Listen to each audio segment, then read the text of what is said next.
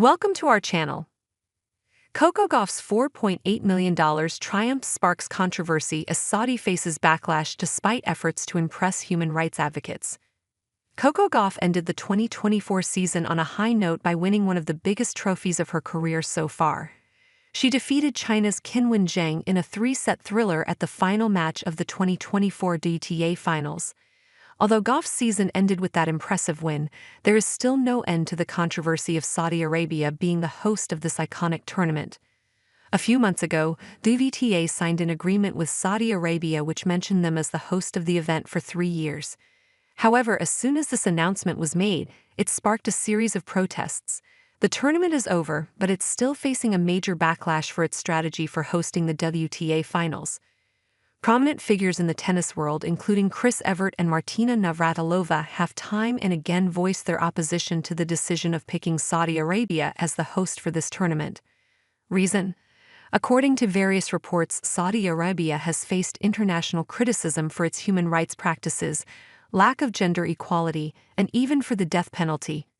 So both Evert and Navratilova felt holding the WTA Finals in Riyadh sends a wrong message and undermines the values of equality and human rights that tennis stands for.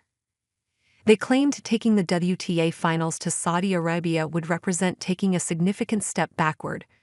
In January this year, even Coco Gauff was heard saying, "I know the situation there isn't great. Definitely don't support the situation there." Later on, thankfully for the players, the tournament concluded without much tension inside the stadiums and Coco Gauff grabbed a staggering $4.8 million check for winning the title. This was the first time in history that pay in the ATP Finals and WTA Finals were quite identical. However, according to Human Rights Watch, the Saudis had a hidden agenda behind all these. What was it? In a 95-page report, they claimed how organizing events and sponsorships from Saudi's PIF allowed Saudi Arabia to whitewash themselves.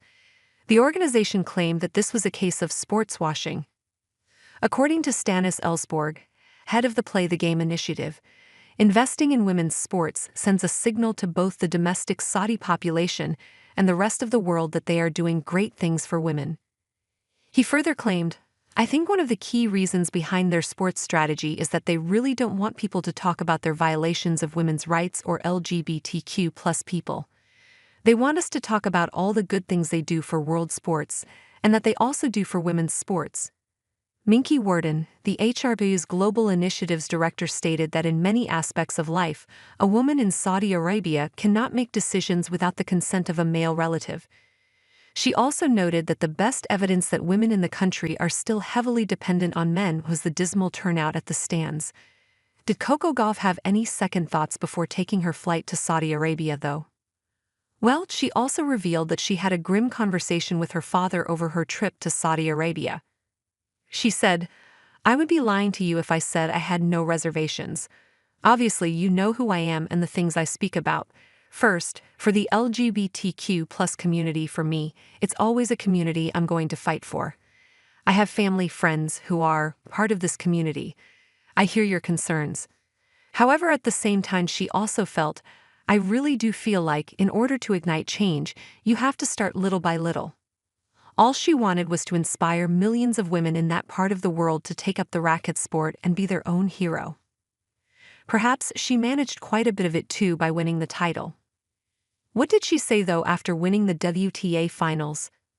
Coco Gauff's staggering $4.8 million prize money has now pushed her overall career earnings to $21,581,989. She has now become the fourth tennis player, male or female, born after the year 2000 to reach $20 million in prize money.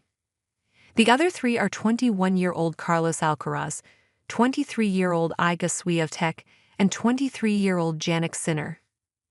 What did Coco Gauff say after winning this big amount? "I didn't know, like I knew it was some money, but I didn't know that much. That's a lot of money." This was the first WTA Finals title triumph for the 20-year-old American.